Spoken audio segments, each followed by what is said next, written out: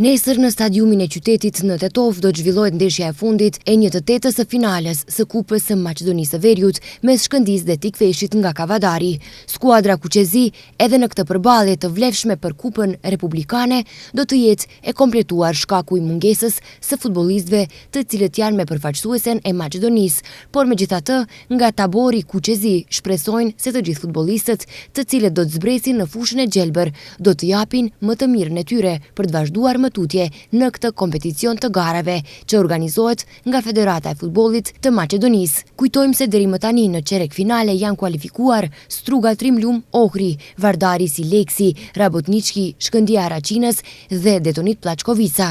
Pra nesër do të mësohet edhe ekipi 8 çerek finalist i Kupës së Maqedonisë. Ndeshja Shkëndija Tikveshi luhet nesër me fillim në ora 13 në stadiumin e qytetit në Tetov.